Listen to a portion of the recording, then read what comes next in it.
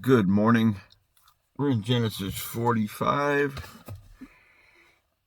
verse 20. All right, here we go. Genesis 45, verse 20. Also regard not your stuff, for the good of all the land of Egypt is yours. Okay, so that, to me, that's an image of, where we're going and stuff. It's not just,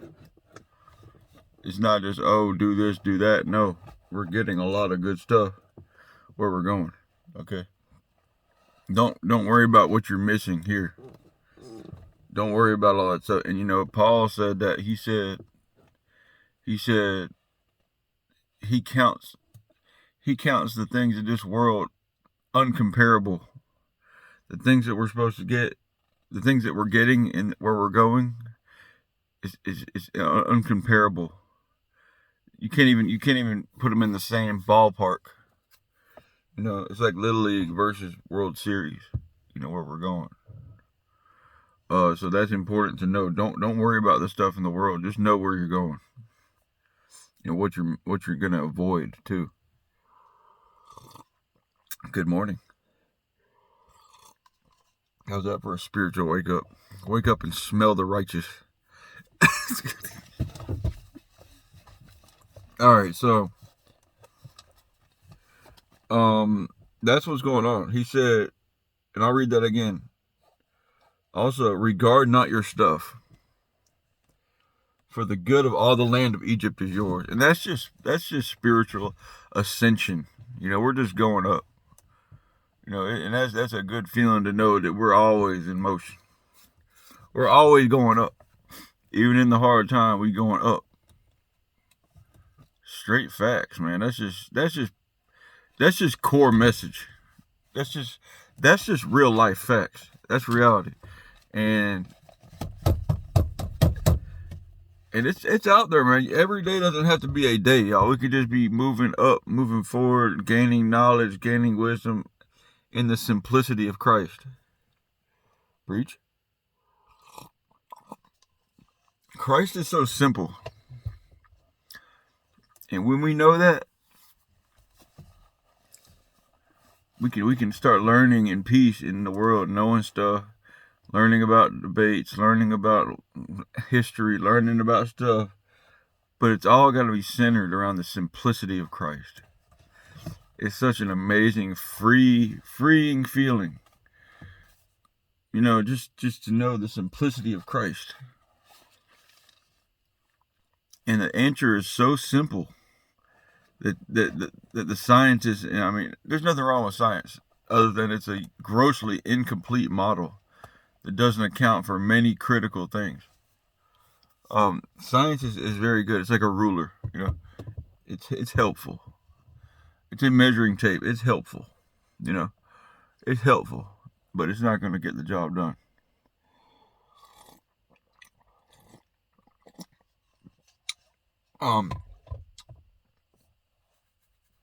Yeah, so here we go. Verse 21. And the children of Israel did so, and Joseph gave them wagons according to the commandment of Pharaoh, and gave them provision for the way.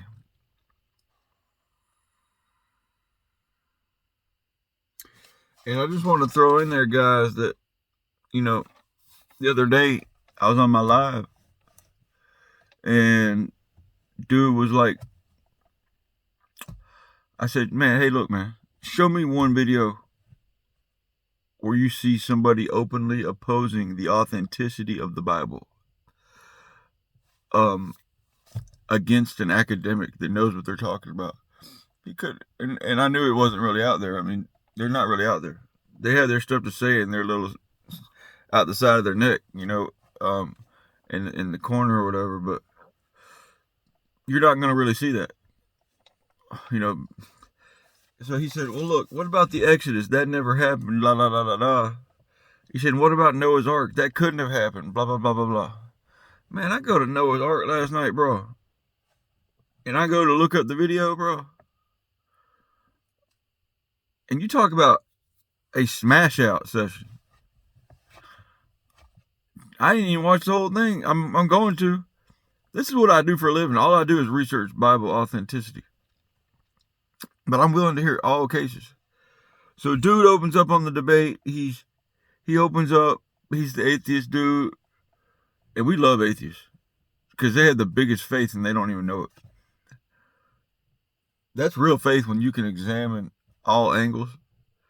That's how methodology works when you examine. So atheists have strong faith. They're just on the edge. They're really there. They really have stronger faith than Christians. If that makes any sense. Atheists are there. Okay, so I love it. I love atheists. And they're signed. Okay, so I go to the video. It's about a 2-hour long video. It's called Stand for Truth. It's an awesome video, man. But dude comes up. He goes on to this long spiel about how it's a debate. And it's a dude against a dude named Nephilim Free. So the dude makes his opening statement. It's long-winded about how the ark couldn't be floatable. How they couldn't have... And he gives all these examples. La, la, la, la, la. How the gene pool couldn't work. And... the gene pool couldn't work based upon 2 animals, and la la la la la, and boom boom boom boom boom, and he comes out and it's long-winded and it sounds good. And he gives all these examples, and I started to get convinced. I'm not gonna lie. So the dude, the opposing party, the Christian dude, comes out, smacks him. He said, "Look here, bro. Listen here. This is out of the store. You just got smacked." For like 20 minutes, he gets railed. I mean, in a gentlemanly way. Everything he said just gets refuted. Boom, boom, boom, boom, boom, boom, boom, boom, boom, boom, boom, boom, boom, boom, boom, smack. Okay. So, long story short, and me and the guy that talked about this stuff, we're in contact. I'm sharing him the videos I'm finding. So, what happened was on the video, dude goes to say, okay, well, guess what? All of these great historians over the centuries have quoted about the ark. And he went on to he just gets smacked. He's smacking buddy. Pow, pow, pow.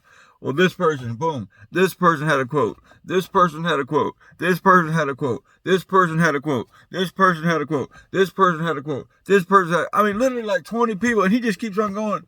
All the great historians of his time talk about the ark and how it was on Mount Ararat and stuff like that. And that people still go there to get wood and stuff out of this. But not to mention all the examples he gave about the scientific stuff about the ark and how that works and how you can have a gene pool from just 2 animals and all kind of stuff. So all the great thinkers of the age throughout the ages, and you guys have to watch the video, man. I want to say it was Stand for Truth about the ark. It's a 2-hour long debate, but dude just smacking stuff, bro, in a good way. So I'm not just gonna stop at this. I'll look at all the videos. But when you talk about the top historians and thinkers of all of history are making these declarations, bro, I'm taking their position. These people are enlightened, bro. They know what they're talking about. They were there in the 1st century. They know about stuff, man.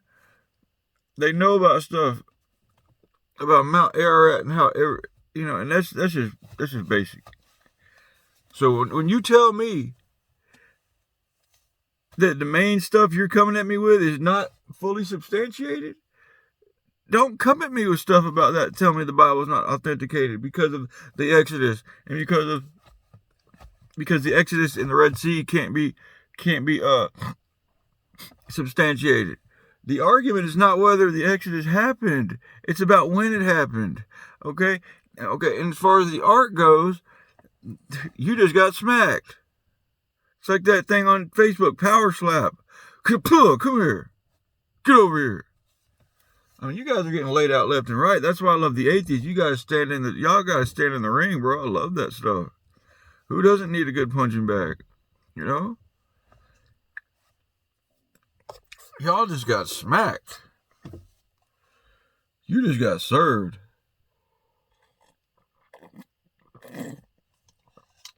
So, I just wanted to share that with y'all, that the two things that he brought in his case, it's not solid at all. It's not solid at all. If famous people are going to quote about it, famous historians, we're talking famous. We're talking famous, like top minds, like Aristotle type people, just like real top minds of the time have all quoted about, not all, but at least like 20 people made good solid quotes about the ark. Okay? And many other awesome points about it. So don't tell me that's your evidence to de-authenticate the Bible or to knock down the integrity, but really that's not the case. That's not the case. End of story. Go home. I mean, stay here. Pull up a chair. You know, something.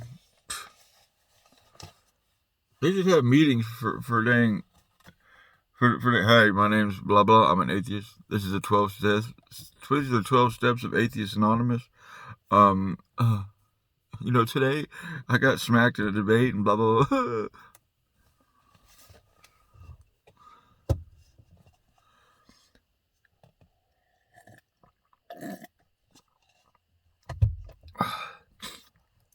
You need Atheist Anonymous meetings because it's not working for y'all, man.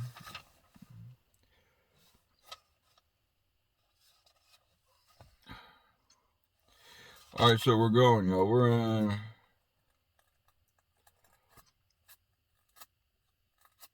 verse 21, 45:21.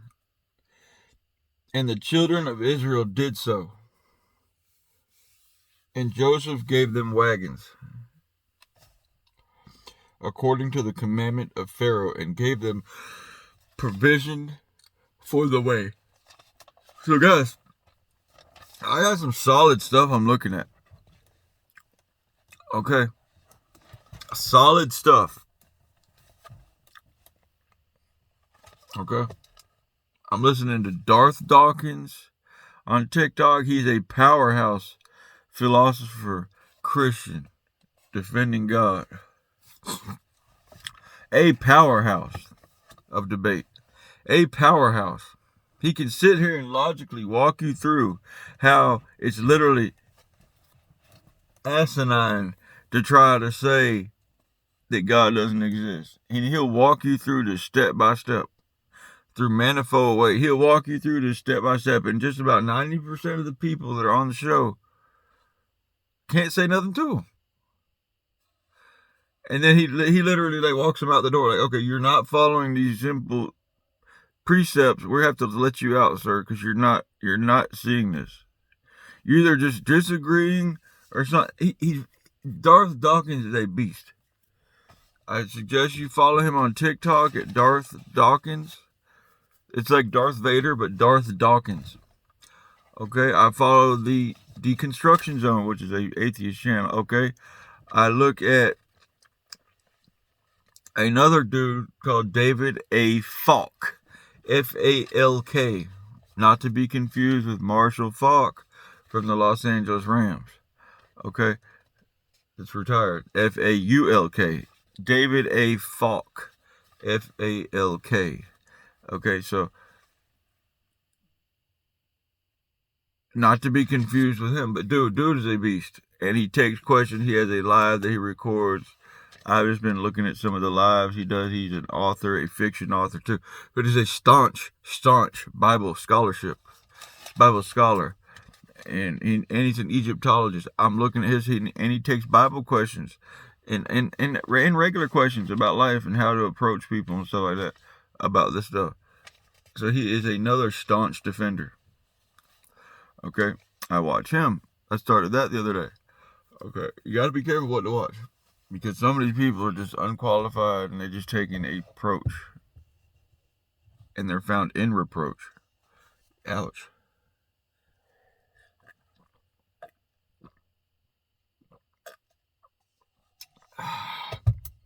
So we're in the right direction, y'all. So here we go. I'm just letting you know I have food, brain food, man. If I can, very little time throughout the day. I'm building my learning muscle. My learning muscle is building. Okay, I don't just go through the day. If I have any type of time where I could just be listening to stuff. Now mind you, I have to have time where I can like listen to my family and talk to them, but other than that, it's rarely 90% of my day is listening to stuff. Even when I'm at work, I do lawn care. I'm weed eating, mowing the grass. It bothers me because I can't really hear my program over the machinery. I'm like, dang, bro, I gotta turn this. I gotta stop this because if I can't pay full attention to it, I don't listen to it. You know, I'm like a fat kid with his cake. Well, I'm fat too, but I want to get all my food. I want to hear all my stuff. I want to hear the whole stuff. Because at the end of the day, I'm trying to further the kingdom of God. Through the knowledge of the word and the truth. Like Paul said, he'll be all things to all men that he might save some. To the heathen, he'll be a heathen. To the Jew, he'll be a Jew. To the Gentile, he'll be a Gentile. Don't quote me, but I'm just saying, sometimes you have to be a beast in certain type of fields in order that you might sway some. So I have a case formulating in my mind, a pretty frank, straightforward case. I feel like God has given me enough sense. Like I said, God gave it to me. It's not mine. God has given me enough sense that I can formulate a position that that I might make an impact one day that might sway certain people just by the playbook that I'm making up as far as debates, that I could really make a difference one day to really smack some stuff and really potentially further the kingdom and maybe bring some people to Christ through, not just through preaching, but really just through solid debates and solid modern day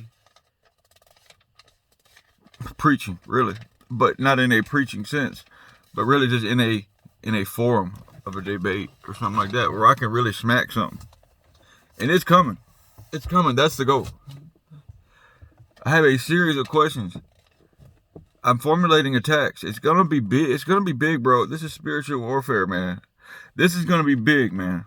I'm telling you, it's gonna be big.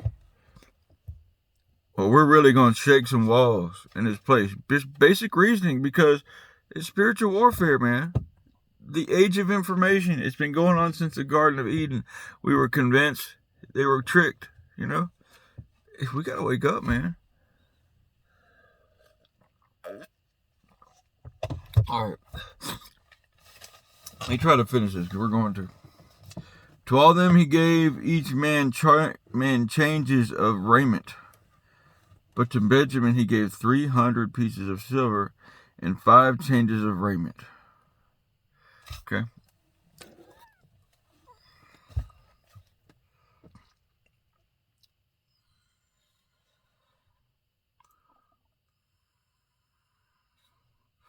$45.22.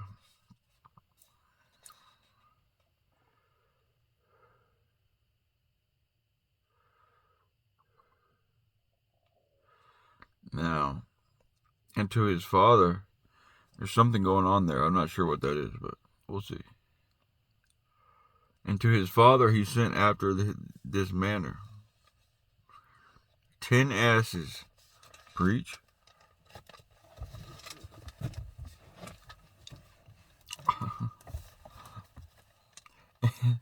And to his father he sent after this manner 10 asses laden with good things of Egypt. Must be nice to be his father. and 10 she asses. I take that back.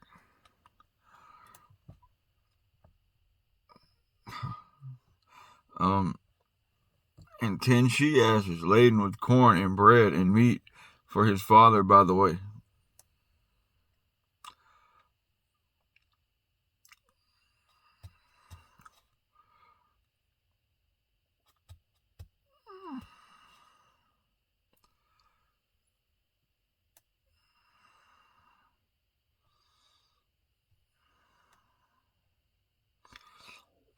to me, guys, that's almost an image of, and I don't want to really say this just because we're slowing down too much with me talking, but it's almost like when we live our lives, y'all, we need to be sending sweet aromas up. And that's just scripture. The prayers of the saints go up like incense. God is smelling everything like an aroma, the good, the bad. Everything's going up. You know, that's just physics. When you burn a fire, what happens? It goes up. When they made burnt offerings, it goes up. When we do our stuff, it goes up. So we need to be sending stuff up, good stuff, with our behavior, good deeds. You can do all the good deeds in the world, but you need to be Christ-centered, okay? You need to be Christ-centered and doing the most broad spectrum stuff you can do. Don't hand somebody don't give a bum beer money when you can start a halfway house and help them bums get on their feet. Do as much broad stuff as you can within your power to really make a difference. That would be my ultimate goal, y'all, is to start a halfway house for guys, or gals. Of course, a woman would be in charge of that. But to start a halfway house for guys, to get out of jail, not to mention I've been there, but just to really make a difference, try to give people a chance, a second and third and fourth chance, that they'll feel the love of God and really, really get on their feet. Because a lot of times, you got to kill people with kindness. It's not so much because you're so merciful and forgiveness, they know they don't deserve it, and that sometimes it has an impact, and that's kind of how the Christ works. Sometimes you hurt somebody more when you forgive them over and over. They're like, wow, I don't deserve this, man. I just left your halfway house and I just keep burning this bridge, but you're not tearing it down. What's going on, bro? You know what I mean? And that sometimes that makes a bigger impact on people. Not in all cases, but that's kind of like how the Christ works. When you see the Christ loves you so much, it kind of like it should hit home somewhere where you're like, ow. I gotta make a change because God is just not gonna stop. He's not gonna stop till I give it my all. So let's go. So yeah, the point is that we need to be sending up good stuff and doing the best we can. So make sure you're doing your maximum reach with what you got going on.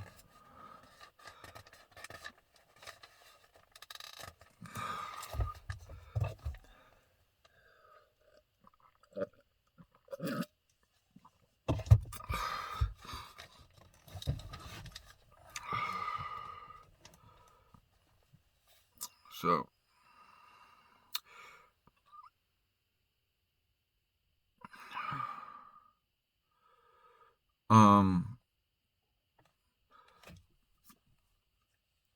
so he sent his brethren away. I mean, do y'all notice that that's an extravagant gift? You send 10 asses laden with good things of Egypt. And that, that's all kind of stuff. That's bombs, hygiene, probably candy, spices, oils, who knows, clothes, furniture, maybe not furniture, but carpets, all kind of just fragrances, incenses, all kind of things that are just gonna make life pleasant. He sends that stuff to him. Probably some games, some playing cards. No, I don't. Maybe, anything that's just gonna make life fun. And that's part of what God does too. God has plenty of entertainment for us. So he sends all this stuff, and then he sends 10 she-asses laden with corn and bread and meat for his father, by the way. So he's sending all kind of cool stuff where he's going to be wanting for nothing. who doesn't like all this stuff? You know, you got your salad, you got your corn on the cob, you got all this stuff.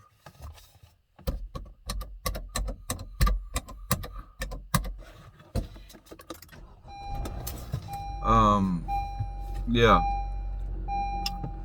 So that's big. That's a big present to notice that, and that's a typical picture of the way God works. He's slapping. You can't get in a place where God is not gonna blow you away. God is gonna woo you and wow you for all eternity. That's how that works. Don't quote me on that, but that's what I think is gonna happen. I mean, He's doing it to me now. You know, God is showing me amazing things, and I'm never satisfied. I mean, I'm never like, okay, it's over, and I'm done. I'm done talking on that.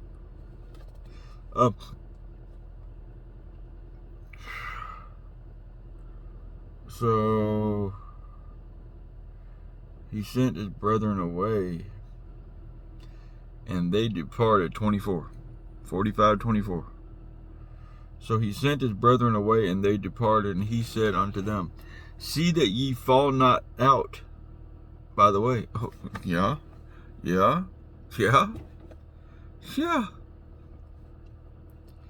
And they went up out of Egypt and came into the land of Canaan unto Jacob their father. And you know, that see that you fall not out. He's also telling them, because you know they really don't want to tell their father that they did that to Joseph. But at the same time, He's giving them opportunity. If they want to fall out, they can fall out. You know, it's not like He's guarding them. You know, and that's an image of the world today. You know, we have choices. He could have easily sent the guard or went back with them, but no, He's giving them room to mess up. Okay, we know you don't want to tell Dad, but guess what? I'm gonna let y'all give y'all a chance to show some righteousness and follow through. I know you guys messed up by me and stuff like that, but guess what? I have faith that you guys are gonna see what's good for you, and you're gonna do this. So go see, guys, don't mess up. Just follow through.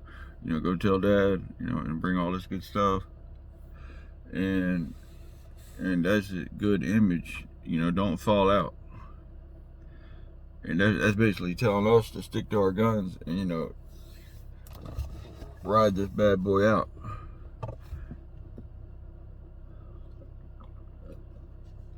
So He's giving them opportunity to mess up if they want to. You know, to run with all the goods or all that, and you know, stuff like that. Because he's making them pretty wealthy with this, you know, with all this stuff He gives them. You know. So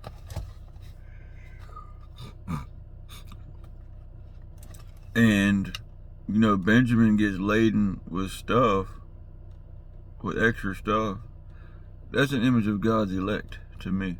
You know, God can pick and choose, you know, who He wants to bless you to the most. And that's not partial. When it talks about partiality, it's talking about judgment. How God is not partial. He's talking about judgment. He can over bless somebody. He can bless somebody more than the next. Okay. That doesn't mean He's not fair. That's just take your blessing and be happy. Stop trying to complain about everything. You know.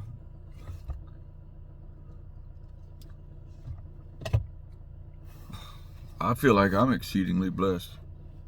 You know, I don't know if it's someone that was in my background. You know, I had some aunts that were nuns, stuff like that. I don't know if someone prayed over me as a child or what, or if it's just preordained, or probably, you know, whatever it is.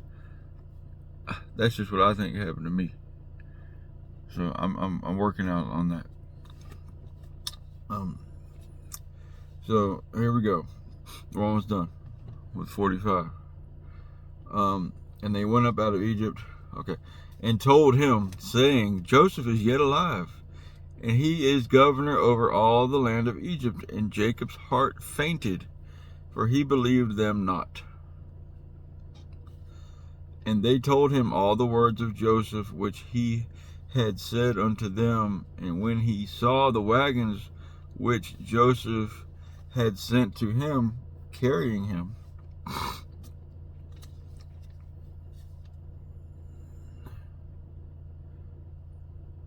And when he saw the wagons which Joseph had sent to him, the spirit of Jacob, their father, revived. Okay. Revived. Okay. So he fainted when they heard about Joseph.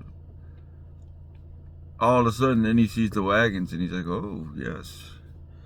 So, in verse 28, and this is the last verse, and Israel said, it is enough, Joseph, my son is yet alive. I will go and see him before I die.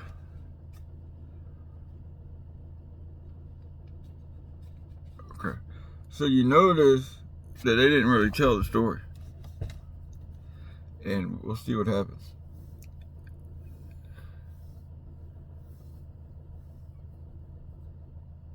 And that's kind of important. You know, they didn't say a confession about what we did. And that's kind of almost an image. I'm just talking. It's almost an image to me of, okay, when we take up to Christ, we don't need to speak on our old stuff.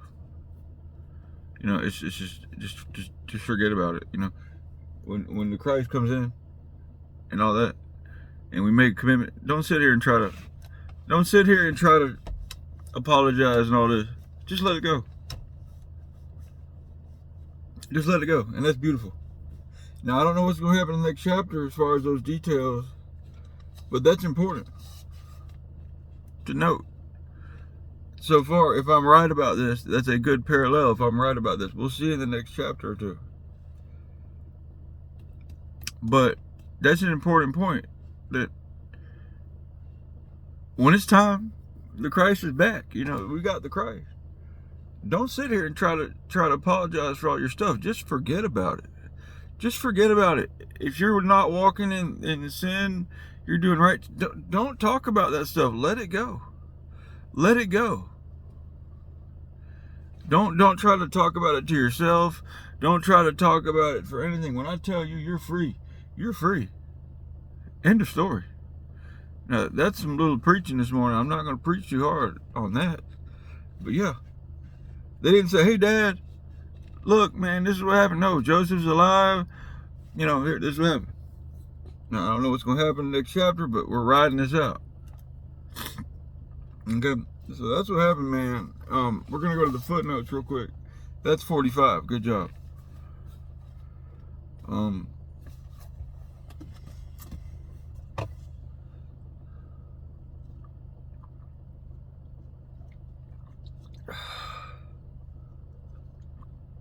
Yes, I got up at 5 in the morning to come preach to y'all.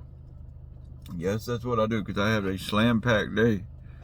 I have to do a bunch of yards today.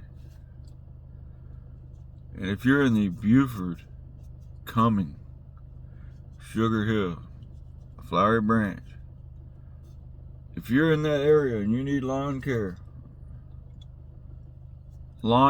or junk removal, handyman, if you need that kind of stuff, reach out.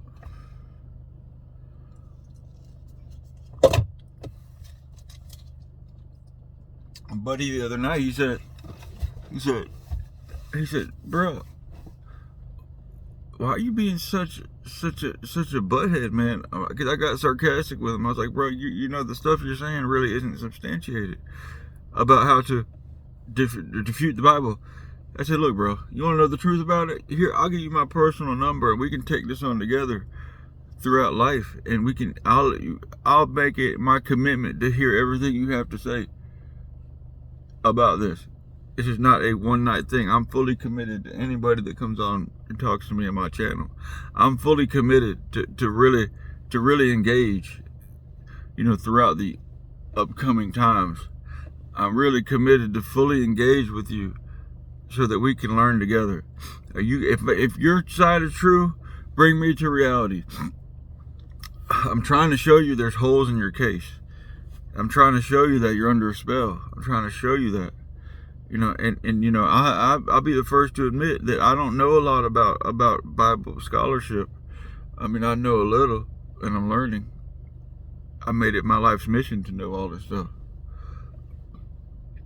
and I study it diligently daily.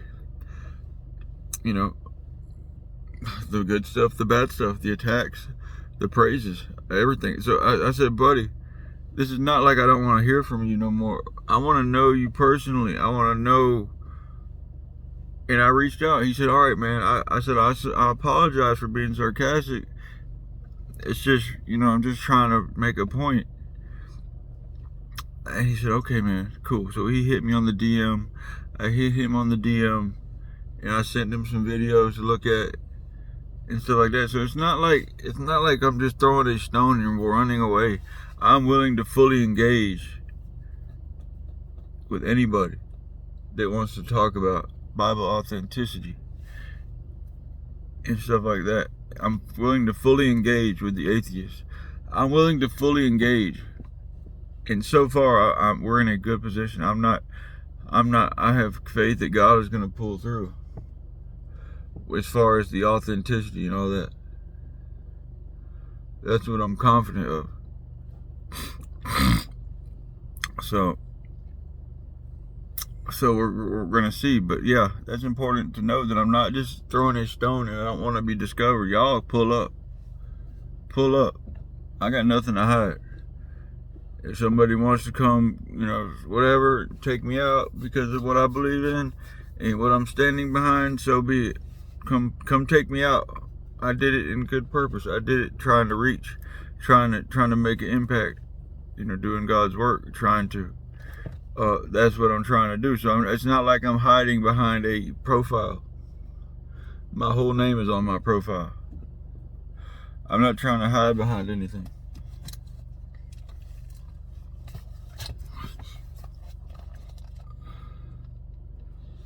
And I think that's an important point too. All right, let's go to the footnotes on 45. See what we see. Bear with me.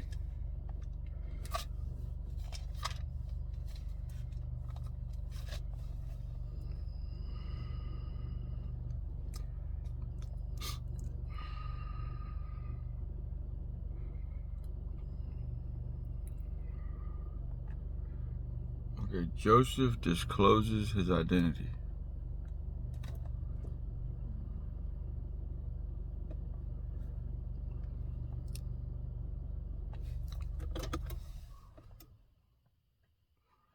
Moved by Judah's speech. Bear with me, because I don't just read footnotes out loud, because a lot of it is not necessarily what I want to say. And I don't agree with all footnotes.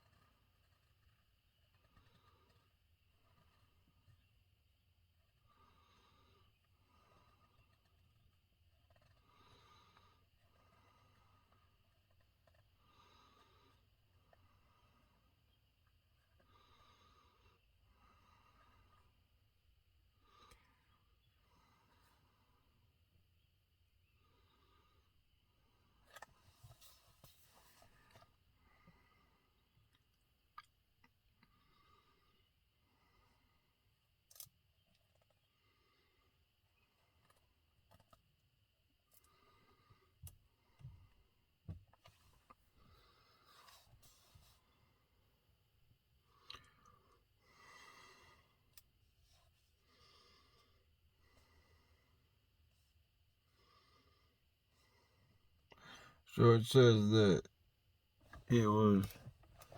Joseph was moved to emotion, and that's what he revealed his identity. It was their concern for their brother and their father that really moved him to come out and reveal himself, because he was overwhelmed with emotion. He said, wow, you guys really do love somebody. You guys aren't cold, So they really did have some type of remorse, maybe, about Joseph. But it was that They said it was that emotions that moved Joseph to reveal himself. Um,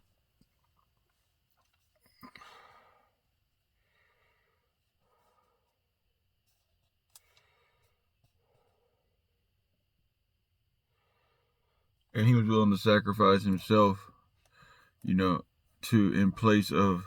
He's like, hey, take me because look, my father wants the young one. So he put honor before self-preservation, and that was a big thing, you know. That was honorable. He was willing to do that. And that's just me talking. That's my own words on that, but uh,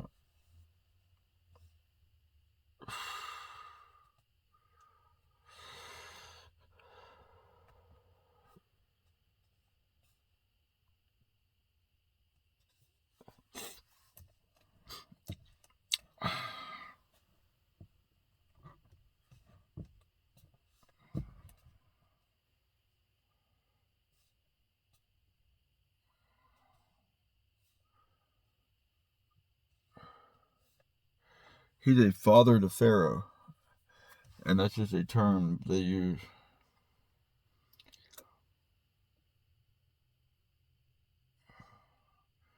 Committed to Pharaoh's well-being.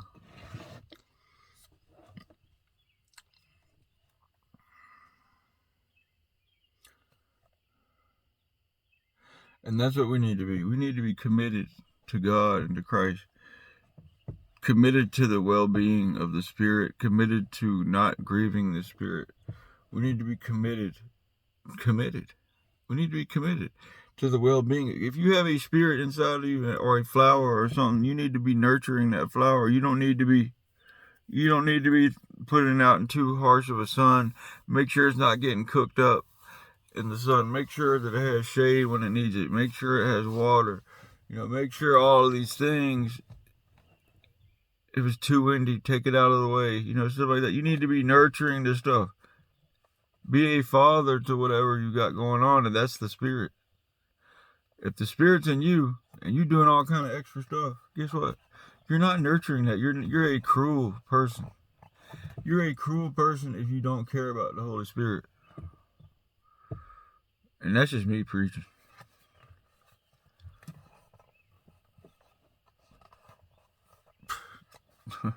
It is what it is, man. You know, whatever.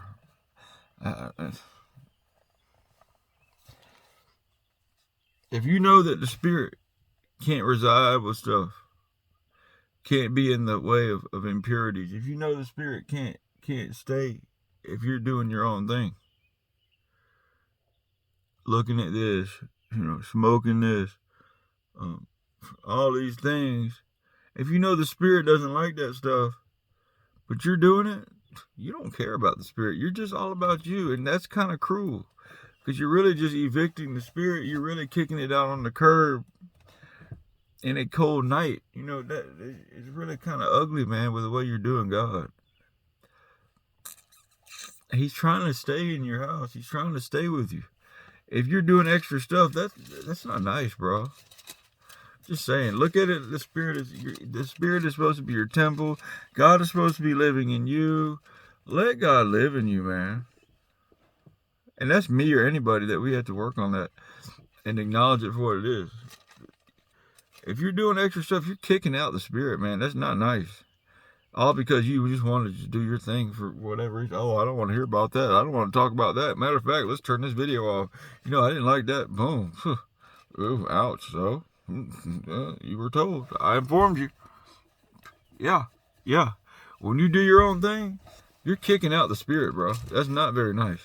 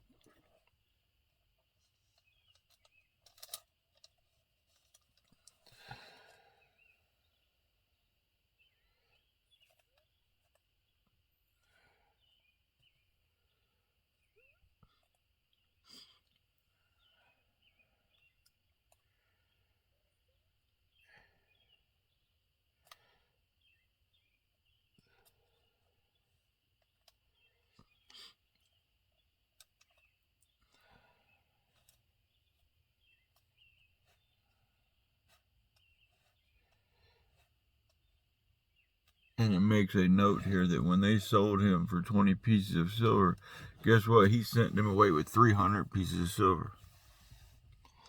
So it's showing a distinction that, whatever to me, that means whatever you're getting from whatever you're doing, you're high, and that's me too. It was. Whatever you're getting from whatever you're doing, it's nothing compared to what you're supposed to be getting. So just realize that when you throw away your eternal stuff, the stuff that you're getting, whatever you're getting to throw that away, it's nothing. You're missing the payload. You're literally taking peanuts over big stuff. That's an important point to note. Yeah, they sold them for 20 pieces of silver, but guess what? They got 300, and that's a gross understatement about what I'm saying. The stuff that we get when we throw away is like, at the end of the day, you're missing everything. You're missing the payload. You're missing the big load for mere peanuts.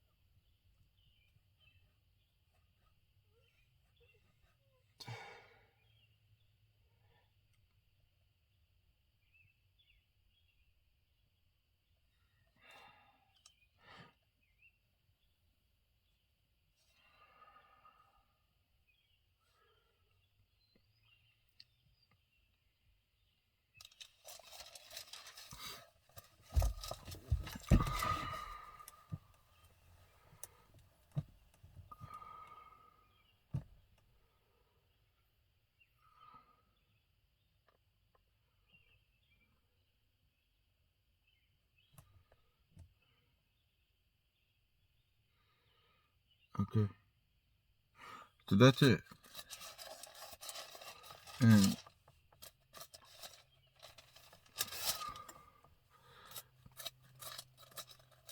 yeah, so that's what happened, man. I was gonna try to go over some of the main points of 45, or just what happened, but I'm kind of out of time just to get the details. So,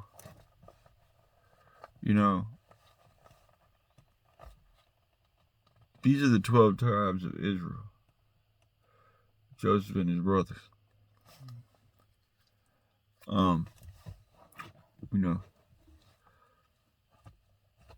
He sold into slavery. He goes. There's a famine in the land. They go.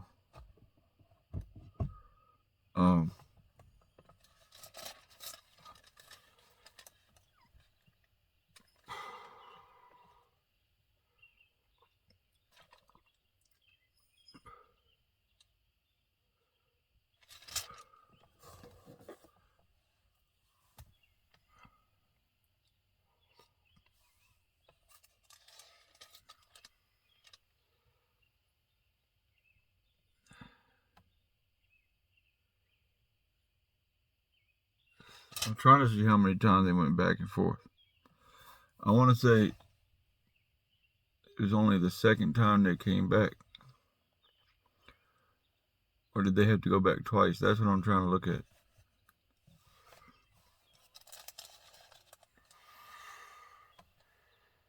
Just for the sake of knowing how many times they came back. I want to say they came back that was the third time they came back. They went back once. Oh yeah. They came down. He held one of them hostage.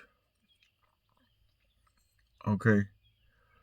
They went back, grabbed the youngest one, left their father by himself. Okay. I mean, I'm sure he had part of his community there. They held one of them hostage. They went back, grabbed the youngest brother, Benjamin, I think. They held Simeon hostage, I think. Went back, grabbed Benjamin. Okay. And then they talked to the father. He said, hey, look, they got Simeon hostage. We need to bring Benjamin back so we can get Simeon, so that we prove that we're not lying. They grabbed him. After much, pleading with the father, grabbed him, went back.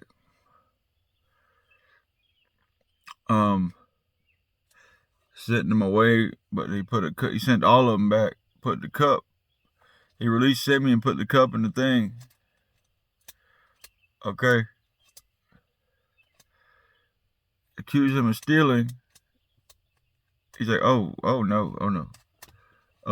One of y'all, we gotta hold you, take you for a prisoner. Because, and I'm pretty sure what happened then was, after the pleading about that and the father, then he just breaks out, reveals his identity.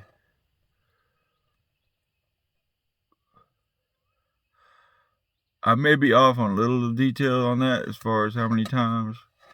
But yeah, he does that. Boom. Okay.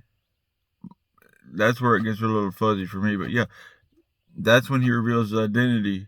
After he does the long speech, Judah does, about how we're going to hurt the father, take me, not him. That's when he reveals himself. Okay, then they send the father, and that's where we're at now. Okay, so they really just made two. That's the second trip. They made 2 trips, and now they're on their way back. If I'm not mistaken.